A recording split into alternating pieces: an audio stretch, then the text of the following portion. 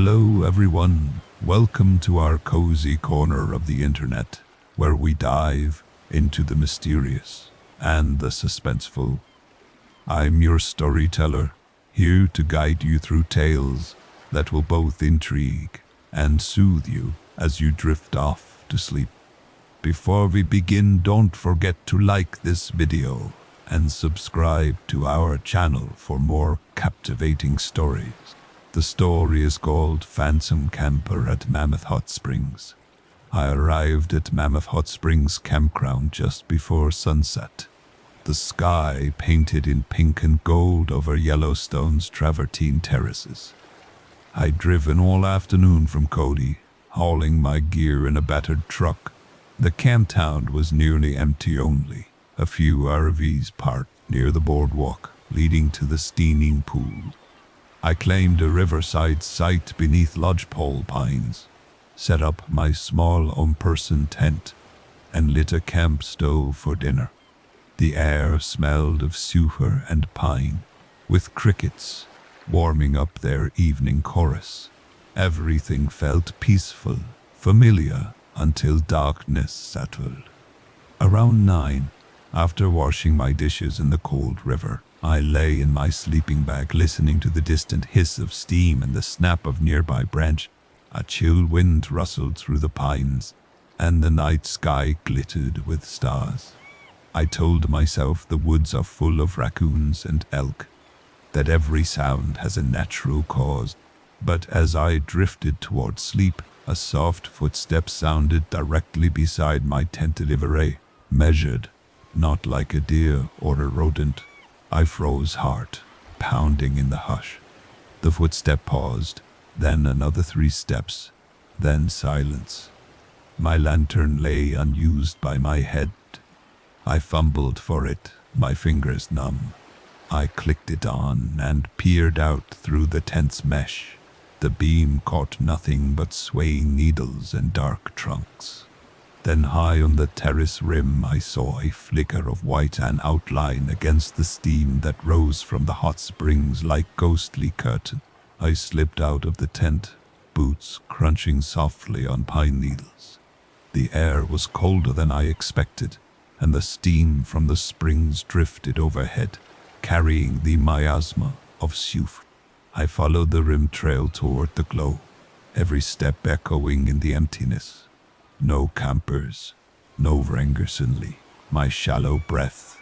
The figure stood at the edge of a steaming pool, body draped in what looked like a white raincoat. It faced away, unmoving. I called softly, "Hello." The figure didn't move. My flashlight beam trembled as I raised it. The steam parted like curtains, revealing pale skin beneath the hood. The shape shifted, as if sensing me, and turned no face on me, an oval of mist and shadows, darker than the night around it. Then it took a step toward me, silent as snow, falling, and I felt a wave of cold brush my skin. Panic knotted in my chest. I stumbled backward and collided with my tent. The figure stayed where it was, inhumanly still.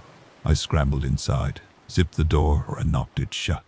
For a moment, all I heard was my own pounding heart.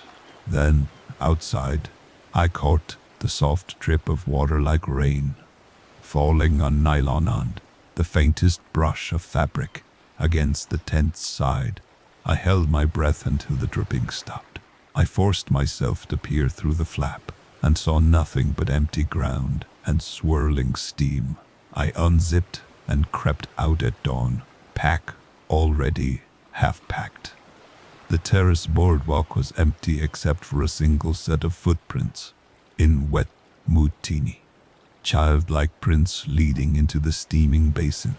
I left before the park rangers made their morning rounds. Back at my motel, I watched my boots dry by the heater and drank black coffee until my hands stopped shaking. I never told anyone the full story. Guests in Yellowstone prefer tales of bison and bears, not phantom campers. But sometimes, when the night is still, and the wind carries a faint hiss of steam. I swear I hear a child's whisper. This is the end of the first story of the night. Next is the second story of the night. The story is called Old Faithful's Silent Roar. I arrived at Old Faithful late one summer night, leaving the last guided tours and RV traffic behind. The boardwalk's AM glow of pathway lamps. I'd come armed with a handheld audio recorder and a thermal camera tools I'd borrowed from the geology department intendant on capturing data from an unscheduled eruption. According to legend, Old Faithful sometimes whispers at midnight, but no one had ever recorded it. I settled on a bench 100 yards from the geyser's cone, watching the digital clock on my recorder tick toward 12. The night air smelled of steam and minerals, and I could hear faint bubbling from the vent. Every 17 minutes or so, Old Faithful gushed in daylight, but tonight the interval had stretched to over an hour. My pulse quickened with the possibility of witnessing an anomaly, and I reviewed my gear one more time. At precisely 12:03 I heard it. A low rumble rising from deep within the earth. It wasn't the usual hiss or gurgle, but a hollow growl, like air forced through a cavern. The ground trembled under my boots, and the night fell deathly silent. No crickets, no distant traffic, only that tremor. I flipped on the thermal camera and aimed it at the geyser cone. On the screen, the cone's outline glowed cherry red, but there was no plume of steam. The ground at the vent glowed hot blue, then deep red as pressure built. I pressed record on my audio device. My breath caught when the growl evolved into a guttural roar sound, wordless and too loud to be natural. Yet nothing burst from the cone. I climbed onto the walkway, heart pounding, and approached the cone's rim. Mist from earlier geysers slicked the boardwalk. My boots hissed on the wet wood. The roar crescendoed, echoing against cliff walls, and I peered into the crater. Water trembled in a perfect mirror. A face gaunt, eyes sunken flew across the surface, before evaporating into steam. I stumbled back, dropping the camera.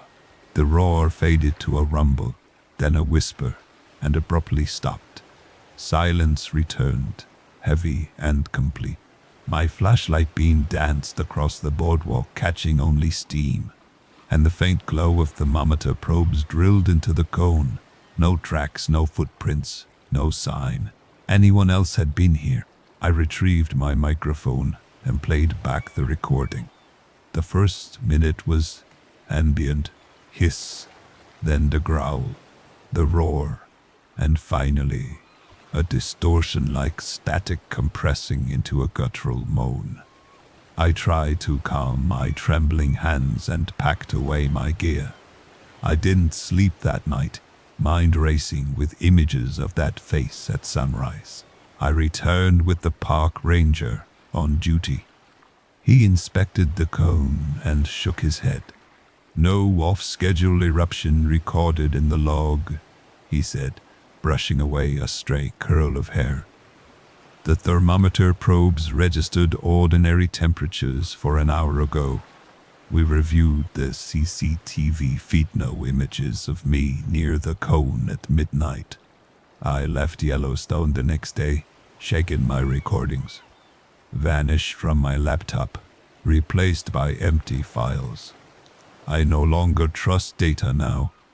When I glimpse Old Faithful's cone in the distance on Road 191. That's it for the second story of the night. Next is the third story of the night. The story is called Shadow Pack on Lamar Trail. I began my solo hike on the Lamar River Trail just before sunset. Eager to photograph elk at dusk, the trailhead in Yellowstone's northeast section was quiet. I carried a small pack with camera gear, snacks, and a lightweight tent, confident in my wilderness skills and the knowledge rangers had assured me. Wolves stay clear of hikers near dusk. After 2 hours, I reached a ridge overlooking a broad meadow. The elk had moved on, so I set up my tent near a cluster of lodgepole pines. Twilight settled in shades of indigo, and the first stars glittered overhead. I snapped photos of the fading sky, then cooked a simple freeze-dried meal. The rustle of my stove, the only sound apart from distant wind. Around 10, I zipped into my sleeping bag, headlamp off. I left the tent flap slightly open to hear the night sounds. Crickets trilled in harmony, and I drifted toward sleep. Yet sleep never fully claimed me. Every rustle kept me tethered between rest and vigilance. Then, at midnight, I heard a distant howl, and sorrowful, unlike any coyote's bark, echoing across the valley. My heart quickened. Wolves, I thought. I slipped out of the tent, leaving only a sliver of moonlight to guide me. I switched on my headlamp and followed the sound downstream. The trail bent through pine shadows. At each bend I paused, the beams sweeping empty ground. Yet the howl came again, closer now, as though something moved just beyond the tree line. I reached a narrow footbridge over a tributary.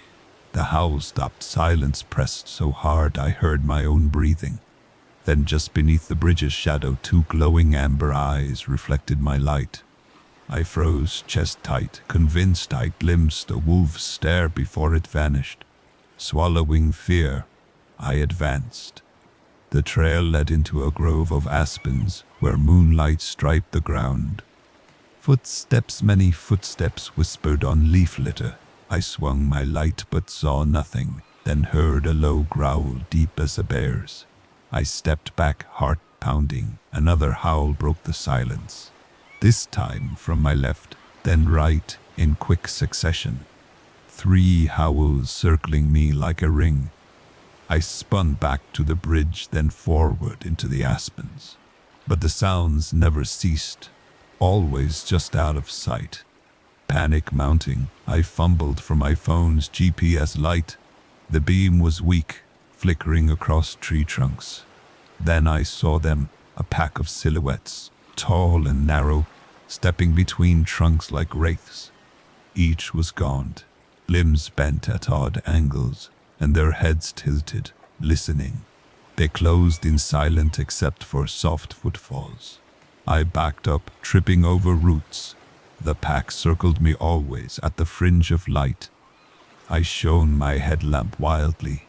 Lone pair of eyes glowed back, then another, until all I saw was amber dots in darkness. Where the roar I fled, crashing through the aspens toward the ridge. Limbs flailed. Breath burned behind me. The howls rose in chorus, 3, then 4, then 5 voices, calling in perfect unison. I stumbled onto the ridge path, lit by moonbeam alone. The pack halted at the edge, 4 or 5 shapes, featureless, except for glowing eyes, and they turned and melted into the trees. The silence that followed was worse than noise. I collapsed on the path, shaking, until dawn's first light filtered through the pines. I dared not look back, but I knew the ridge was empty, no tracks, no prints, only the memories of amber eyes. I left the park at first light, my camera and recorder still in my pack. I never shared the recordings. They sounded like distorted static, punctuated by low growls. But sometimes at night, I swear I hear distant howls drifting on the wind, a shadow pack circling me once more, waiting beyond the trees. This is the end of the 3rd story. for tonight. Next is the fourth story for tonight. The story is called Lost Ranger Station Pound 27. I first heard of Station 27 from an old park map tacked to the bulletin board at Canyon Village. It was marked west of Norris Junction, hidden in the forest near an unmarked thermal vent. The Rangers spoke of its abandonment. In the 1960s, after a patrol failed to return, supplies and journals were left behind. I was drawn by curiosity and backpacked in one July morning. The trail into the woods was faint and overgrown. After 3 miles, I reached a clearing, rimmed with lodgepole pines. The station's cabin lay half swallowed by moss and ivy. Its wood planks were warped, windows boarded. A tangle of rusted tools and empty canned goods lay scattered on the porch. I paused, heart racing, as circling ravens croaked overhead, sentinels of something unsettled. I stepped inside, flashlight slicing the gloom. A wooden desk lay against the back wall, papers strewn across it. On a shelf, dozens of leather-bound journals stood in a row. Each bore a ranger's name and date: 1959, 1960. I pulled one labeled H. Carter, June 1960. Flipping pages, I read accounts of geyser activity, then a sudden gap of 2 weeks, then a final hurried entry: cannot stay. A sudden sound made me jump a creak from the loft above. The cabin ceiling hatch lay ajar. I tightened my grip on the flashlight and climbed a rickety ladder. In the loft, dusty blankets covered a cot, and beside it, a journal open to a hastily scrawled page, dated July the 1st, 1960. They come for us. I hid the keys under the floor, but they know. My stomach churned. I backed down the ladder and heard soft scratching beneath the floor. I knelt, pried a loose plank, and peered into the void, that tangle of old pipes and dark earth. I saw the keys there glinting among roots. Next to them, claw-like marks raked the wood. My hand hovered over the hatch as a growl rumbled from below. I bolted for the door as the scratching became a roar. Outside, twilight filtered through pines. I stuffed journals into my pack and stumbled back down the trail. At the edge of the clearing, I paused and listened only. The wind. The station, I thought, was truly lost. But as I walked away, I glimpsed movement in the cabin window, a dark silhouette staring back. I hurried to my truck at Norris Junction and locked the doors. Back at my cabin, I examined my haul. All journals except the last, which I left behind. That night I played the audio recorder. Beneath the cabin ambience, I heard whispers far below, floor level. They formed words. He hit the keys, we know. Let us in. This is the end of the fourth story for tonight. Next is the fifth story for tonight. The story is called Mirror of the Grand Prismatic. I arrived at the Grand Prismatic Spring Overlook just before sunset. The sky streaked in mauve and gold above Yellowstone's most iconic hot spring. The boardwalk beneath my boots felt alive, warm from daytime crowds. Now cooling under a violet dusk, I set my backpack down, unpacked my camera and tripod, and took a few test shots of the steam rising in ghostly column. Visitors had gone. The only sound was the hiss of hot water meeting cold air and the occasional drip from mineral-coated rocks. Night fell quickly. I waited until the last glimmer of sunset faded, then turned off my headlamp. Moonlight filtered through the steam, painting the spring's rim silver. I crouched at the water's edge, careful not to step off the boardwalk, and trained my lens on the milky blue pool. The water was eerily still like a molten mirror. I inhaled the sulphurous air and felt a thrill to see the world inverted beneath that glassy surface. I tapped the shutter and studied the live view. The hot bench, usually a riot of orange and green, glowed faintly in the night. Then I noticed it. A second image in the frame, not mine. A pale face hovered just beneath the surface eyes, wide mouth agape in a silent stream. I froze, heart skipping. My reflection remained calm. The face was an intruder in the water's reflection. I jerked the camera back, nearly toppling off the boardwalk. The water was still again, no face, no disturbance. I blinked and raised the camera again. Nothing. I checked the live view. The face was gone, replaced by churning steam. I forced the laugh, chastising myself for nerves and optical illusions, and drank some water to steady my hand. Minutes passed in silence. I lowered the camera and peered where the face had been, half expecting to see someone crouched behind me. Nothing but steam and rocks. My pulse slowed. I decided to call it a night and packed up my gear. As I lifted the tripod, my foot slipped. I caught my balance and refocused on the pool. In the dew-sprayed boardwalk lights, the water shimmered like quicksilver. Then I saw it again, not in my viewfinder, but reflected on the railing beside me. A pale, distorted face, staring from the spring's mirror, twisting in agony. I spun, and the boardwalk railing caught a gleam of moonlight. No face, just my own wide eyes. My breath hitched. I backed away, fumbling for my headlamp. The boardwalk planks moaned beneath my weight. I switched on my headlamp and aimed it at the pool. No flicker of a face, only the milky blue cauldron. I snapped a photo, hard hammering. Reviewing it, I saw nothing but steam.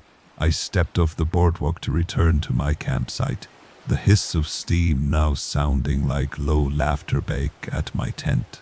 I reviewed all my photos and videos. The time stamps matched the sightings. 11:47 p.m. and 12:13 a.m. Yet, every frame was blank, just steam and rock. No face, no reflection anomaly. I shook my head, attributing it to fatigue, and prepared to sleep in my car.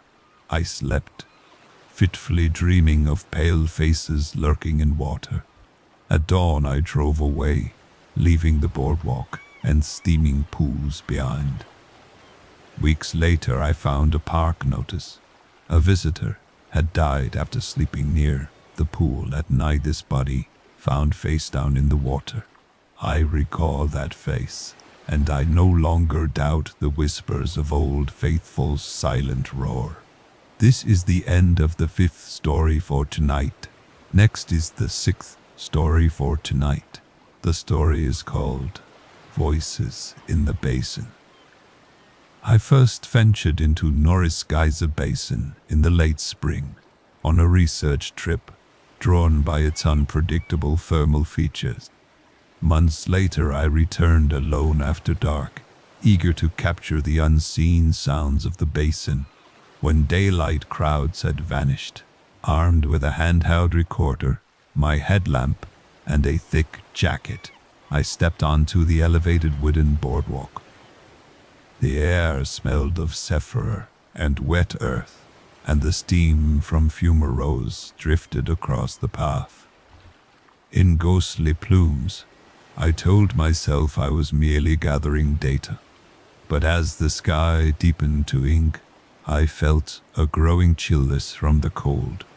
I started my recording at 10 p.m., the low hum of distant geysers and the occasional drip of condensate marking the baseline. Every few paces I paused, clicking my recorder open and then closed. The boardwalk wound through delicate terraces of ochre and white, each pool reflecting my headlamp beam. The steam hissed like soft exhalations, and small plumes of heat rose from cracks in the wood. I took notes on my phone. 11:02 p.m. Steam hissed steady, no wind. Then, in the fetal silence that followed, came a faint murmur, like a chorus of breath held behind closed doors. I froze in place, breath caught in my throat. The murmur ceased, and for a moment only the hiss and drip remained.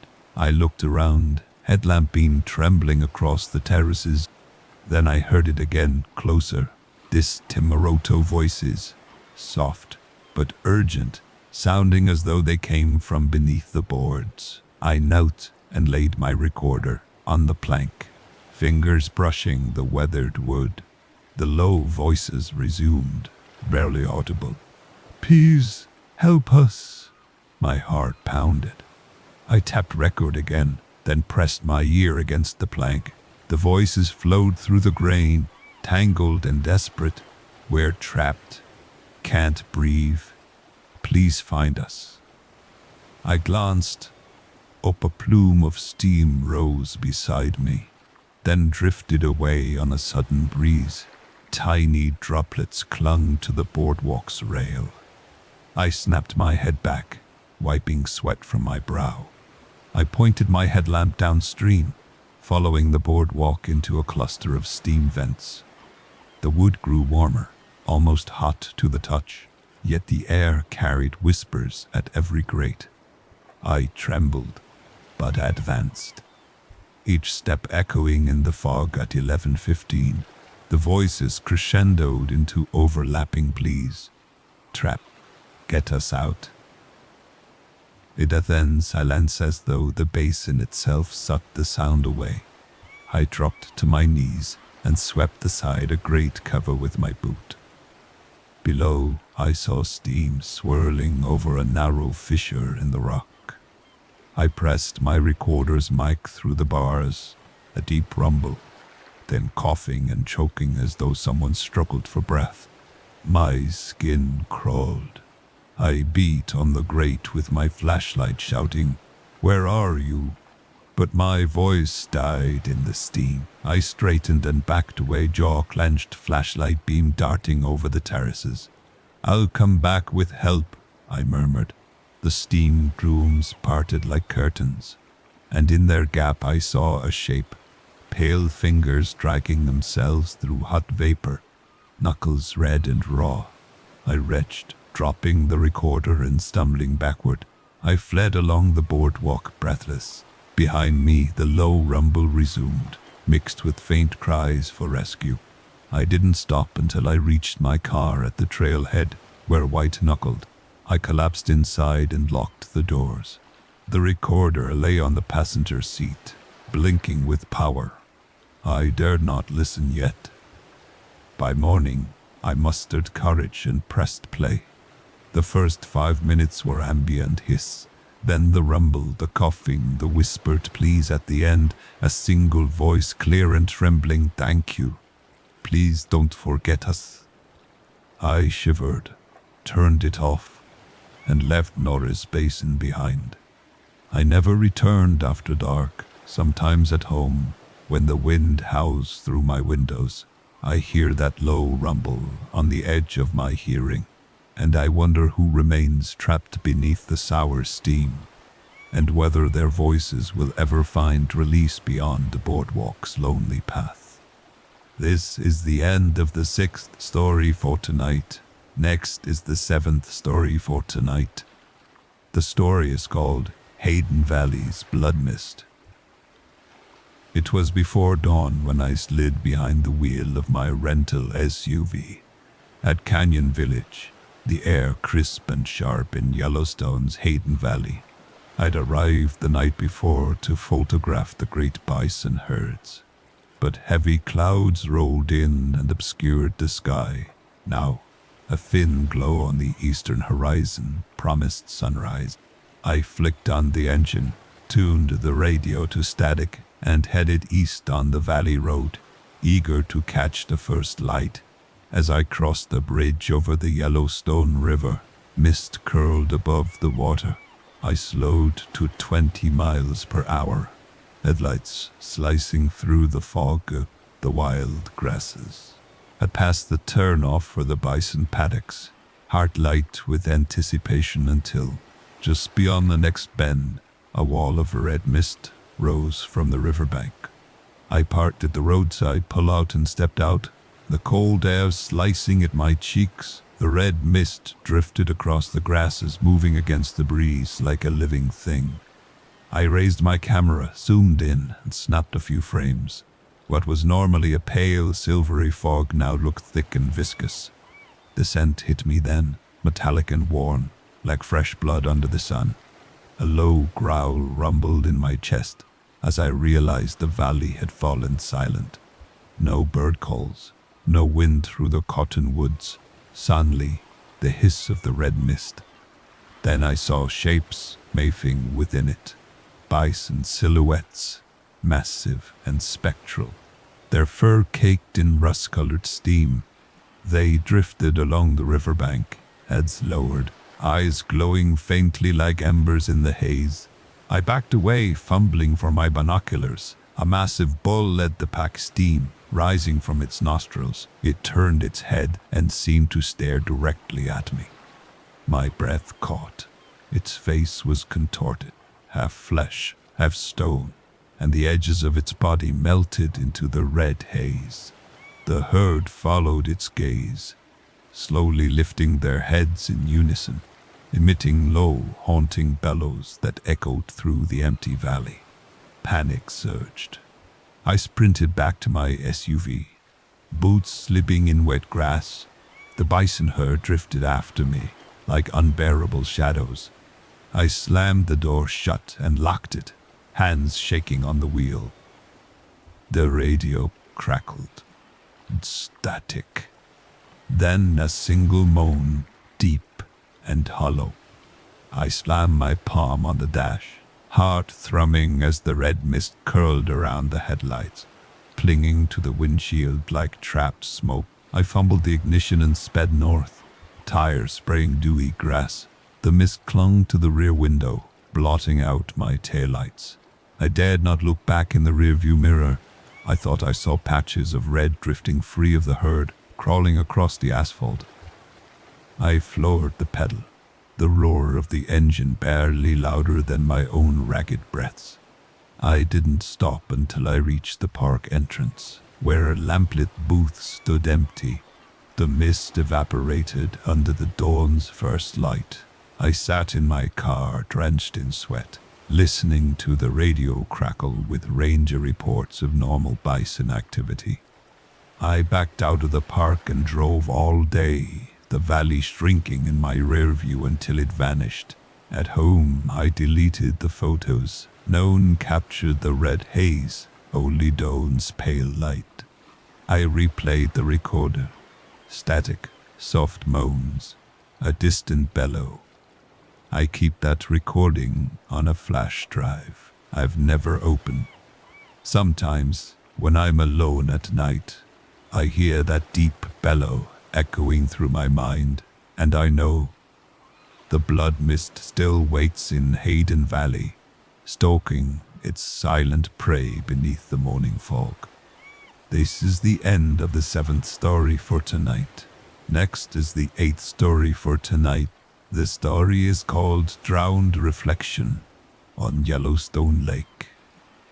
I arrived at Yellowstone Lake just after sunset, the vast water stretching black under a velvet sky. I'd driven in from West Thumb, lugging my tent and camera along the Lodgepole Pine Road.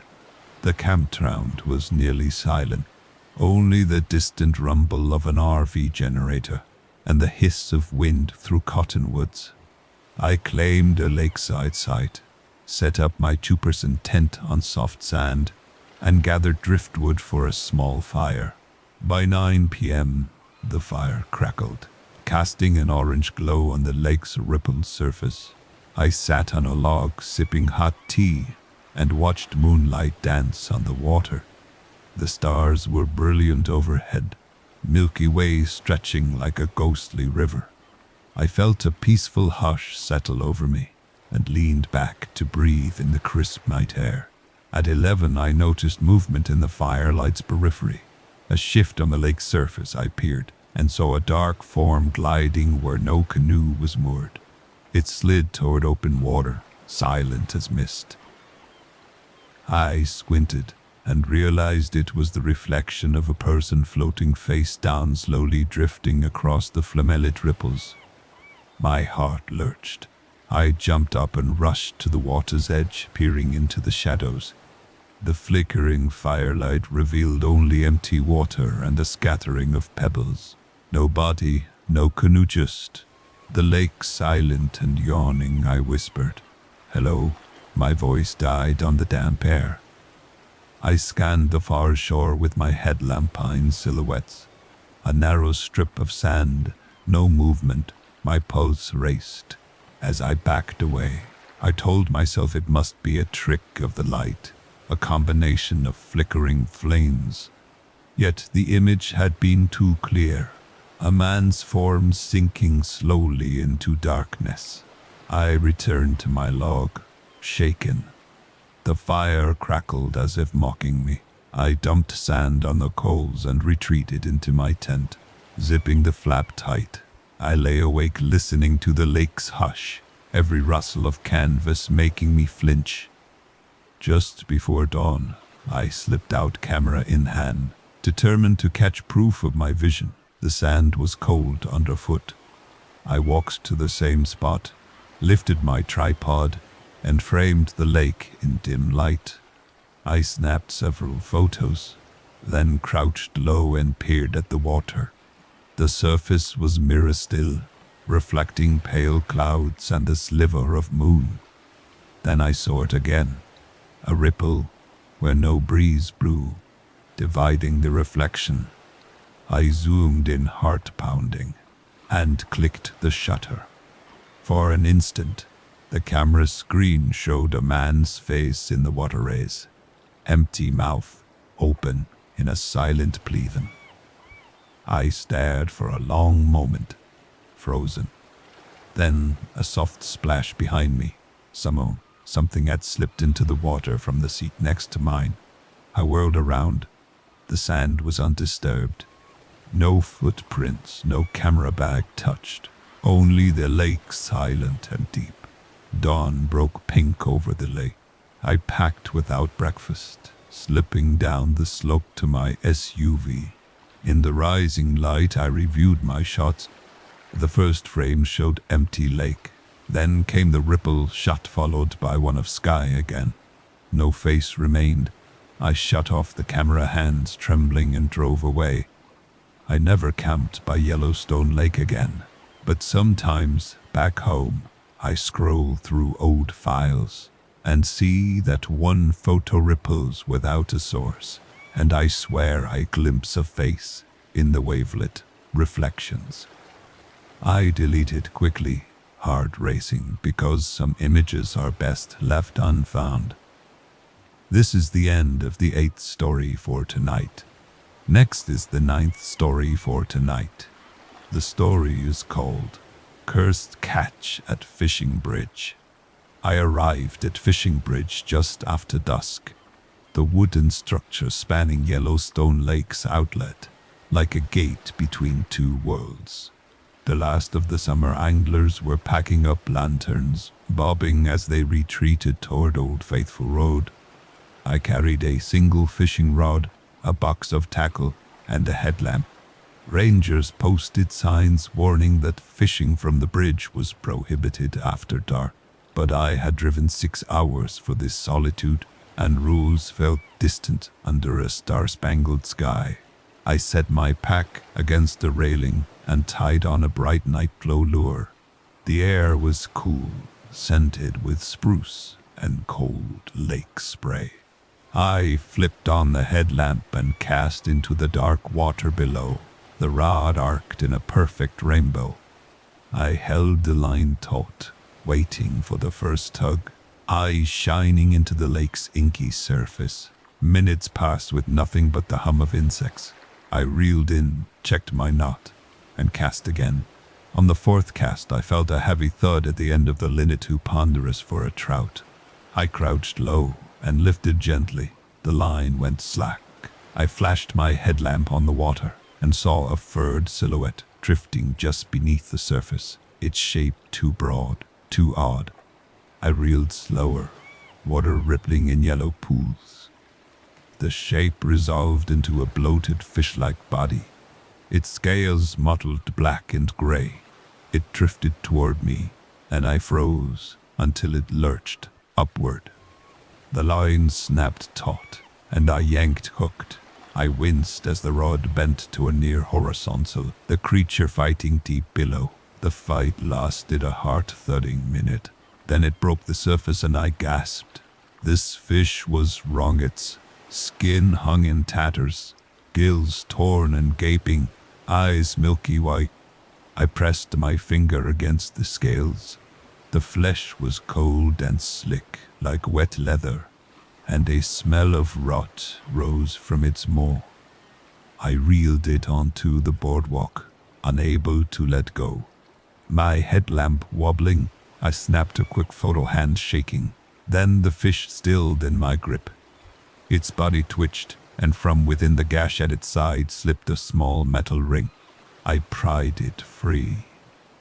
A corroded iron band etched with letters YNP 1973, Yellowstone National Park. The year the bridge fishing ban began. A chill ran through me. I recoiled.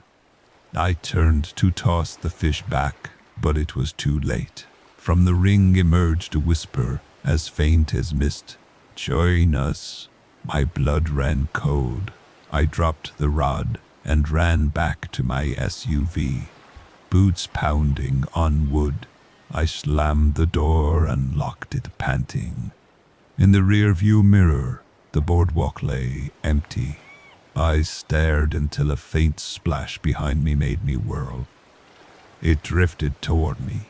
Then a swirl of water and the ring rolled onto the tailgate, as if pushed. My hand froze on the ring. I shivered, then threw it back into the lake. It landed with a dull echo. For a long moment I watched the ripples fade. I drove away, the engine revving, until the bridge was a distant silhouette. I never fished there again. Sometimes, at home, I wake to the soft tinkle of metal on wood, and I know someone else has come to claim another ring. This is the end of the 9th story for tonight. Next is the 10th story for tonight. The story is called Echoing Scream at Tower Fall. I arrived at Tower Fall in Yellowstone National Park just before dusk, when the last tour buses had departed and the wood railings gleamed under a pale sky. The waterfall plunged 80 feet into a rocky gorge that shimmered with spray and mist. I carried only a small backpack with a handheld audio recorder, a headlamp, and a light rain jacket. My plan was to stay until moonrise and record the natural echoes of the falls, but I didn't expect the screams. I set my recorder on a bench near the overlook and switched it on at 9 p.m. The roar of falling water was constant, punctuated by the wind-whipping spray across the wooden walkway. The canyon walls took on a cold lavender hue under the twilight. I tested the levels, then leaned back and closed my eyes, letting the thunderous cascade lull me into a calm trance. At 11:14 p.m., the ambient sound shifted. The waterfall's roar dropped a few decibels as if hushed, and I heard the first distant scream, high-pitched, tearing through the night air. It echoed off the canyon walls, stretching into multiple repetitions. My pulse quickened. I opened my eyes and scanned the darkness with my headlamp. The overlook was empty, no other visitors, no park staff. I glanced at my recorder's levels, a spike at the moment of the scream. I pressed pause on the playback and waited. Silence reigned for 30 seconds. Then the scream returned only an octave lower, dragging as if underwater. It began to cycle. High scream, low moan, then a short piercing cry that cut off abruptly. My skin crawled. I grabbed my recorder and followed the boardwalk downstream toward the source of the echo. The wooden planks creaked underfoot. Steam drifted across the path in dense sheets. As I approached a bend, the scream cut through the roar. Again closer this time. I shone my headlamp over the edge. Nothing but a granite ledge, slick with spray. I edged around the bend to a narrow alcove, where a small footbridge spanned a churning pool. The scream rose in a Tuscan burst and I froze. It sounded anguished human, and then a choir of echoes repeated it 6 times, growing fainter with each iteration. My jaw clenched. I shined my light across the pool. Half-submerged logs bobbed, but nothing moved. A sudden splash behind me made me whirl. Headlamp light danced across moving waters. Something had plunged in. I peered through the mist and saw a pale arm emerge above the surface. Fingers gripping a rock. The arm twitched, then let go, and the water went still. I swallowed, trembling, and called out, "Hello!" My voice was swallowed by the waterfall. I took a shaky step toward the edge. The scream rose again, this time from behind the waterfall's veil. A raw plea, "Help me." I staggered back, heart pounding. The plume of spray parted, and for a heartbeat I saw a face pale, wide-eyed mouth frozen in a silent scream behind the curtain of water. Then the mist closed and all was dark. Fear seized me. I stumbled back onto the main trail and fumbled for my recorder. The playback revealed a single distorted scream, followed by 3 knock-solid thumps on wood. I pressed stop and raced up the boardwalk, under the roar, the echoes chasing me. I didn't look back until I reached the parking lot, where my headlights carved a path through velvet darkness. I sped out of the park at first light, hands still trembling on the wheel. That evening I reviewed the recording at home. The scream, the knocks, and in the final seconds a faint whisper, "Don't forget me." My blood ran cold. I deleted the file and vowed never to return to Tower 4 after dark. But sometimes, when the water on my shower door steams up, I swear I see that pale face yelling silently through the glass. That wraps up tonight's 10 stories. Now, let the sound of the waves keep you company as you drift off. Sleep tight and sweet dreams.